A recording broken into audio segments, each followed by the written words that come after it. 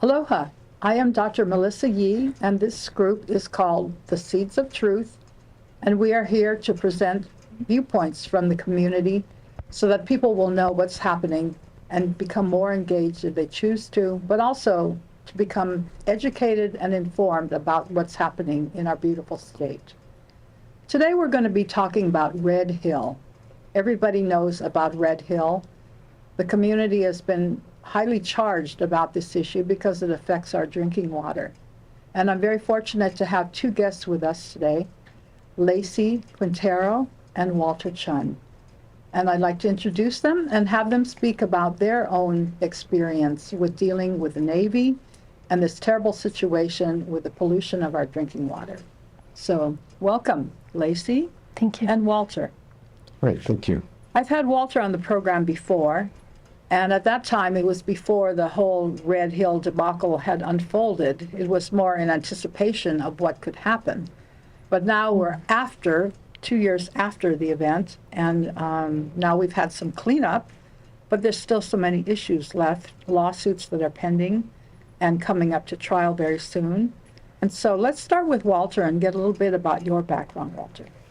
Well, I am by education a safety engineer, so I've been in the occupational safety and health and environmental restoration field for the last 50 some odd years, and doing it, looking at different kinds of cleanup projects, restoration projects, safety programs, environmental restoration programs, and so on. So my experience has been more of a field person, actually cleaning up or getting ready to do cleanups, monitoring the environment, the atmospheres, looking at the impact of the environment in the long run. The incident involving the drinking water is basically thousands of jet fuel landed up in our aquifer and contaminated our aquifer. The sad part about it was that water also landed up in the Navy drinking water system, where it actually poisoned 93 some odd thousand people, many of whom got really, really sick.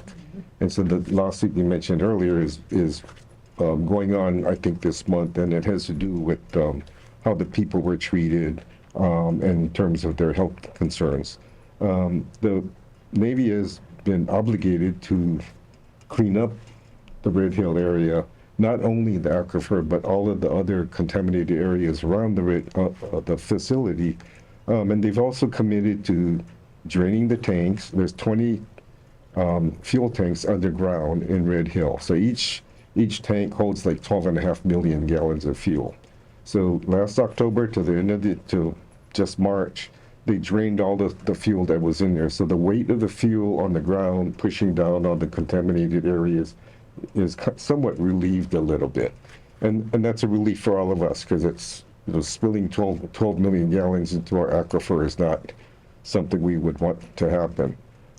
But continuing to clean up, when the Navy, when the contaminated water got into the Navy drinking water system, it contaminated that system. And so the families are still drinking out of the same system, and we still have health effects from that kind of a thing. Mm-hmm. So as a part of the agreement to do all the cleanups and stuff, EPA developed a consent order, an administrative consent order, which basically says the Navy agrees to do all these cleanups and do all these other actions as a result of them violating numerous environmental laws and regulations. So part of that was to create a community representative initiative where people would be elected from the public to represent the public, to ask questions and express concerns. And the Navy would be obligated to respond to those questions, address the concerns. And so we would create this interactive free flow of information and make everybody comfortable, because up to this point, the public doesn't trust the Navy. For the last couple of decades, we've been told all kinds of things. So that was the purpose of the CRI, and that's what we're working on, and it's been really rocky and hard to deal with. So that's pretty much where we are now with trying to get the cleanup. The community representative initiative is trying to express questions and concerns to the Navy and EPA, and hopefully we can share that information. Thank you very much, Walter. Lacey, you were sharing that you actually came to Hawaii in November 2021 and thought you were coming to paradise. Your husband has already been in the military for a long time, but you both arrived here with your children and came into a hell. And I'd like you to share a little bit about how that was for you to come here and then to become the vice chair of the CRI. Yes. So before coming here, we thought this was going to be, a dream come true. We were going to have all this family time together. My husband was going to be on shore duty, which means more family time, more time at home. We're going to be in a tropical paradise. We're going to go to the beach every day. It's going to be great. So that was what we thought was going to happen. Literally, the day we flew over and stepped off the plane, the first thing I did was fill up my 3-year-old at the time, fill up her water bottle with water from Ford Island, and she was vomiting. We all became sick. We didn't know why. We dismissed it, for months, thinking it was COVID, thinking it was this, thinking it was that. But when it never let up, and we actually got even sicker as time went on, we moved off of Ford Island into Hickam housing and got even sicker. We knew something was going on, but we weren't being told, so we continued to drink water and get sicker, make ourselves sicker. Unfortunately, that's not how we envisioned it. It was exactly opposite of what we expected. And my background, I'm actually a veteran myself. I'm a military spouse and a mother to 2 kids. And the way I got involved with this was through necessity, really. We were limited in what we could do just as ourselves. We did everything we could do. We didn't use the water. We were, bathing with baby wipes. We were avoiding it, but the problem is larger than that, and we had to do something. For many of us, that meant taking legal action because we couldn't, it was just beyond our control. And so some of us took legal action, some of us didn't, and some of us have been more public advocating. And I think the rest of my background, I'm also a graduate student in social work. And, I try to use those skills that I've learned and how to advocate not only for myself, but for the rest of the impacted family. It's wonderful to hear that you are so much involved and, contributing. But when you arrived, was there nobody, even doctors, who could give you any kind of explanation about what's happening? I mean, their neighbors, did they talk about the contamination of the water, what they were experiencing health-wise? Well, we lived in a hotel. We didn't have a house. We were waiting for Hickam housing. And so we were in the hotel on Ford Island for a month. And, we didn't know our neighbors because they're just in and out of the hotel every week, We arrived, we didn't have doctors. So I was calling pediatricians and we weren't even patients yet. And I was like, when can you get us in? Months away, So I'm calling office after office saying, can you take us in? We're sick. Can you see the kids? And so I just got on a wait list to get an appointment and I was dealing with it on my own. We were going to urgent care. I was using telehealth through our insurance. I was doing what I could. It wasn't enough. It took us months to get to doctors. When we finally did, we were dismissed. We were, seriously, one doctor laughed at us. It's just like our concerns weren't being taken seriously. I remember I had blood coming out of my ear at one point. I had nosebleeds. I had all these strange things happening to me. I couldn't walk across the room at the age of 36. I had mental confusion, things I'd never dealt with before. I didn't know what was happening to me. And I would tell the doctor and they're like, oh, you have blood coming out of your ear? Stop using Q-tips. I'm like, that's not what's happening here. Yeah.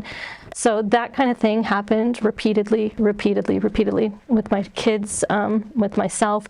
And eventually we got to doctors who cared. And that's who we're with now. But it took a while to get there. So were these military doctors? No. Or people at urgent care where? No. My family does not see military doctors. So these were doctors out in town. And I, even early on, I had reported it, and I was laughed at when I reported that my water had fuel odors and sheens, and they said, "Oh, it has a sheen. Have you ever boiled water before?" And they just laughed at me, and I don't even know if they took my report. So it was something that was happening to us on every level, not just with doctors, with like state agencies and things. It was just happening no matter what action we took, which is why we were like, what else do we do? We've tried everything in our power. It's time to take legal action. So that's where we landed. It's shocking to think that people were so apathetic and unknowing about it, because none of us were being told. But what was it that brought you in, Walter, to start getting engaged in the families and doing things for them? Because you have been helping families in the past when they were doing lawsuits, for example, in Kaneohe, where they were living in the housing where the ground was polluted, and you had to represent them, or at least, speak on their behalf. Yeah, I think, and that was in 2016. So I started working with military families that contacted me and asked me about the pesticide contaminated soil and their housing and why they were getting sick and what they could do. And it afforded me kind of a historical view of this thing. It's the way the families were treated at Kaneohe. They were basically ignored. If you spoke too much and too loudly, it affected military careers. Many of the families that I talked to early on were transferred. Some of them were asked to leave the service, and so they were quieted down really quickly. But I did work with them in terms of exposure to hazardous materials, what you can do to make sure you don't aggravate your exposure, what to tell the doctor, make sure you let your doctors know what kinds of things you were exposed to, coming up with a list of pesticides that was in there, giving them copies of the reports and stuff. A lot of it we had to get through FOIA. But I also worked on the project in 2007, so I know what was done then, and I got to see it, 6-7 years later. And when this happened, it was amazing because in November 2021, the Navy was issuing press releases that were going on TV saying that the water was safe, it was not a problem, and yet people were getting sick. Today, 2023, they're saying the same thing. The water has a little bit of oil sheen on it and might have a little bit of odor, but we've taken samples and it's safe. But people are still getting sick. Sure. So we always have this, everything is safe, it's okay, but then people are getting sick. And so we can never seem to bring the two together to make sure we address the issue of people getting sick. We can do the politics, the gaslighting, and all this other stuff, but it just, and it's difficult for the military families, and it's for the few people that I get to talk to or that contact me, it is heartbreaking, extremely heartbreaking. So, and Lacey's one of many, and she's been very vocal, which helps, I think, a whole lot more. Our CRI meetings allows people to speak, and the Navy objects to that. But in that last hour, when they get up to talk, they explain their dilemma, their pain, their illnesses, they beg, and a lot of times in tears. And the thing for me is they beg for people to care. And yet the people that sit in that room, if you watch them, if you watch their body language, they're bored to death. And so these are people who are in the military on a panel, or do you have people representing the local council or legislature? Do you have any people like that also? No, they're military. So it's the commander of the Naval region, and right now the admiral who's in charge of closing down Red Hill. So it's Navy personnel. EPA is there. Department of Health sometimes is there.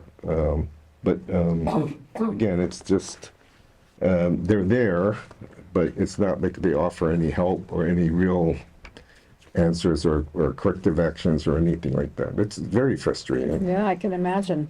So do you sometimes have ordinary people from the community coming to testify, or are these mainly military families that are speaking?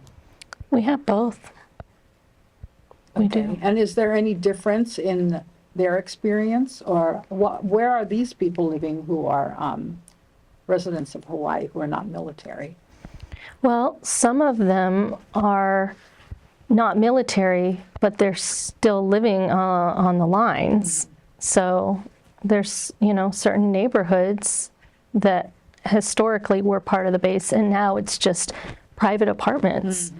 And there's also shopping centers, and there's, who knows what else that's on those lines. And these are not military families, and so some of them show up. Yeah. So when you get that kind of reaction, how does it feel? I mean, it must really frustrate and anger you. I mean, absolutely, it infuriates me. And then when it does, and I'm just like the person who I am reacting to what's happening, they call us emotional. They want to call us crazy, basically. And it's like, well, what would you do if your children were being poisoned? Personally, I got my kids out of it. We were able to, and not everybody is able to. Right. And now I get to watch my friends and my neighbors and their children be poisoned and know that these people don't care and that they're not doing anything. And then I get to know and live with the guilt that when I moved out of my house, they immediately moved somebody into my house. And those people had been sick and not left the house. And when they move out, they'll move somebody else in. Right. And it's just gonna, more people will be harmed over and over again. And, it's awful to live with that. People in many cases join the military with the noblest of intentions, like your husband being in the Naval Academy, that was going to be his career. And then he ends up coming to a place like Hawaii and experiencing that. How is he reacting to all this with your engagement in the CRI? I mean, it's tough because, at the end of the day, we have to keep things separate. It's like a wall built between us. It really is. There's certain boundaries we have to have. It's a hard line to walk. He's supportive of me as his spouse. Right. But we can't, there's always this line we can't fully cross, It's like having a third person in your marriage. And that third person is the military. Yeah. And it's something I never wanted. But it's there. It's like a wedge, Yeah. So we try to be as careful as we can, and he supports me in ways that he can. So this is affecting his career as well, by him being here and being overlooked in promotions. What does he have to say about that? Well, I never know. I always question whether anything I do or say could affect him, and I don't know. And, that is always at the back of my mind, that it could potentially affect him. Yeah. And I hope that it's not, but I'll never know. No, but simply by your going public, Yeah. You're putting yourself at risk. I mean, I've been involved in activism for 25, 30 years. And you always wonder, is that going to mean something happens to my car, to my family? Am I going to get any phone calls? Fortunately, in all these years, it has never gone that far. But for anybody, yes. it could happen. Yes. I mean, I've told him with a straight face, I said, just so you know, I've never been suicidal. Yeah. And that's something that I'm like, wow, that seems paranoia, right? It seems like a paranoia. But I'm like, but of course it's scary when you're talking about the military. Yeah. It's in the government, and you speak up against an injustice, and they're the ones doing it. That is very scary to come publicly and talk about that.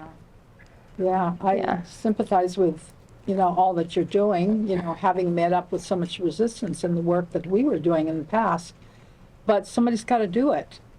And I think you're very articulate, and you're able to stand for the other families who are being affected, who maybe cannot express themselves as clearly. So you have a very big responsibility. Yeah, I don't take that lightly. There are people who do not, I don't know, many reasons. They're too sick, they're too scared, they're too whatever. Maybe their kids are too sick. I talk to people every single day, and there's so many people who have just given up. Yes. And it's like, well, I don't blame them, because they take all these actions and they're hit with inaction at every single step. And at some point, it's like, why are they going to keep trying? And I understand where they're coming from. So I don't ever blame anyone at all for not speaking up, because it's I guess I feel a little more freedom to do so. But it is your responsibility, not only being vice chair, but by being here, because people have to know the truth about this. And it's ongoing. And Walter, you talk a lot about what's going on with the gaslighting. This has been going on for decades. How the military has not been forthright with the people of Hawaii, or the military families, or the military personnel. Can it change? It is, one of the things is when I sit in the CRI monthly meeting and towards the end, we let the public speak, and oftentimes military family members get up there and talk, and they tell their story, and they tell of their pain, their illnesses, and they beg for somebody to care. And I understand that for them to get up there and do that is courageous, more than anybody else who would speak up, because when they speak up, they put their families, they put their careers, their life on the line, and you have no way of knowing what kind of retaliation is going to occur. And it occurs. It occurs every day. Are they free to speak about it? Not necessarily. And so when they do speak up, and it's like Lacey said, I agree with her as well. It's hard for anybody to speak up, especially if you're in the military. And then when they do speak up, they're laughed at. They're told that they're emotional. A question got asked to one of the admirals at one of the meetings was, "Do you believe people are really getting sick?" And you know, it took him like a minute to answer. Okay, he finally said, "Yeah, I believe him," but I don't believe his answer for it. So he actually takes their illnesses or their suffering lightly, and it's one of these things. He's a firefighter. If you complain, he'll take care of your complaint. There's 2,000 other people out there, but he's just going to adjust the one that complains. So it's difficult for them. And my experience with the military is all they have to do is say a few things to you, and you get the word. Your career is on the line, or it has already been impacted. One of the families I worked with at Kaneohe was a lifetime Marine, and throughout the whole time, his kids were sick. He lost pets. His pets were dying and stuff. His family was sick. And he kept saying, "The Corps wouldn't do this to me. The Corps wouldn't do this to me." And at one point, he said, "Well, I guess they would." And he left. I mean, he walked in, turned in his papers, and that was it. So, but it's heartbreaking because he dedicated his whole life, his heart, everything. He believed in the Marine Corps, and they let him down. And I think this happens every day to our military. But the people outside, the residents of Hawaii, we see this, but we know that we can't speak for them. I mean, no one's going to listen to us anyway, but when we speak, we try to speak for them. They're speaking for themselves, and our voices are just not strong enough. And oddly enough, the Navy will make every effort to, quote, build trust. So they meet with the governor's office, they meet with the legislature, all these special committees on water commission, everything. They'll meet and they give their speeches, they give their PowerPoint presentations, and that's it. And then they walk off.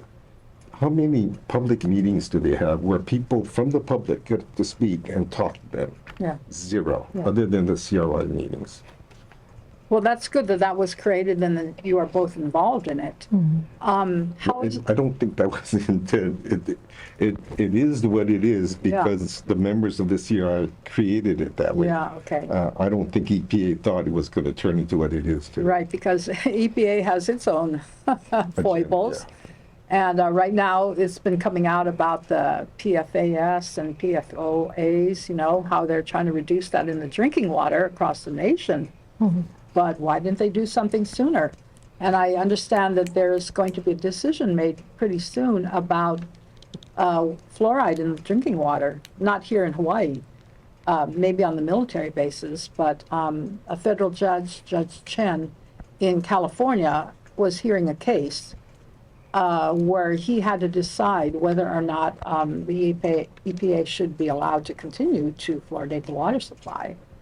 And the contention was that the fluoride was actually reducing the IQ of the babies, of the mothers who were drinking the water. And I pray to God that it'll be a positive outcome, you know, where he will say, we can't continue to do this. But by the EPA taking this stand now on the PFAS and OAs, that there is at least a step in the right direction. But think how many chemicals are already in the water. Right. Look how many chemicals are in the soil. Look at the food we're eating. You know, we're polluted from the air to the water to the soil. We can't get away from it, you know, and a lot of this is the government's doing. It's extremely concerning to me. You know, I do not have a legal background. I do not have a chemistry background, and yet we've all of us impacted community and a community that's CRI, we've all had to become our own experts going into things that we were never interested in knowing. Yeah. And one of those things is what chemicals are regulated, by who, and how. And so, yes, that's one thing that's extremely disheartening to learn. The EPA, you know, they regulate these chemicals of concern. You know, started out as just so many, 50, 60, whatever it was, and now it's up to like 90 something. Okay, but that's since like the 80s or 90s, that's slow.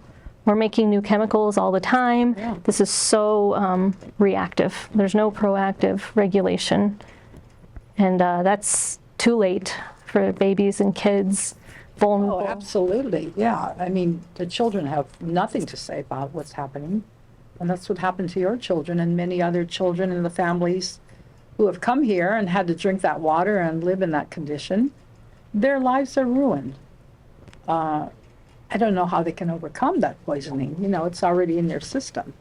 And that's the one thing about medical monitoring. If somebody was poisoned, like these families were, how far out are they going to be tracking their health records and stuff? And so one of the things you want to do is get tested right away, document as much stuff. Our state toxicologist early on said no sense in testing them because the exposure has ended. We stopped poisoning the water anymore. But they had already ingested most of this stuff. They're sick, obviously.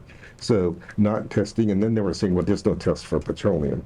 But there's different tests regarding your organs. So if we look at petroleum products, what are the target organs? And this, you know, these are just standard safety data sheets. If I can go on the internet, pull it up for JP5, what's the safety data sheet? It'll tell me target organs: kidney, liver, respiratory system, digestive tract. So why would I not go in and have it documented, the condition of my digestive system, my kidney, livers, any other testing that is needed? But you know, the start from day one to not document stuff, to not test, to not take water samples, to destroy water samples, water sampling data, all of this kind of stuff, other than the fact that it's just purely disgusting, it's just one of the things that we allow. We allow military to do these things without accountability, without speaking up, without saying anything. And as Lacey said, when they had that meeting on the consent order, it was like one of the largest meetings, but the people that attended were really angry. And so, you know, that's every so often people get mad and speak up. That's what we need. We need to do more often. Yeah. I'm really impressed with the local community that they have really gotten up in arms about this. You know, there have been demonstrations and protests like never before. I think people are so much at their wits' ends that, you know, they feel they got to do something. And even though it's only holding a sign or having people sign a petition, it's a start because they realize that it's affecting them. And because it is our water, our drinking water, and we've always been so proud about Hawaii's water being so pure. I was involved in the fluoridation issue already 20 years ago, and we knew that was just a tiny little thing to be concerned about. What else could come later? And then we find this issue with the jet fuel. What else is in the water that they're not testing for, that we're not being told about? Why are the levels of acceptability being raised from year to year as we have more and more people moving here? What do you have to say about the community's response to what's been happening? Well, I mean, early on, I thought, I was disappointed because where was the outcry, I thought? Like, where's the governor? Where's all the representatives? Where are they? Where are they? It was real clear that they weren't coming to save us, right? And they're just going to let the military handle it. Yeah. It's like, okay, well, that didn't happen. And, so disappointment. But the community, not politicians, just the community members, a lot of them have stepped up and they've done what they can. And so I was really impressed for people who weren't personally impacted, like physically drinking it, but they're realizing and being educated on the larger impacts. You don't have to drink the contaminated water to be affected. There's much bigger things happening. So I guess the education piece, which there's been a push for that, and people just learning and taking small parts, and that's how it starts, And so I've been impressed with that, the grassroots aspect of it. Very good. Well, thank you, Lacey. We've completed part 1, and we'll continue in part 2. I really thank you both for coming here today and speaking from the heart. I know, Walter, you've been doing this for a long time, but let's continue in part 2. So thank you, everybody. Thank you.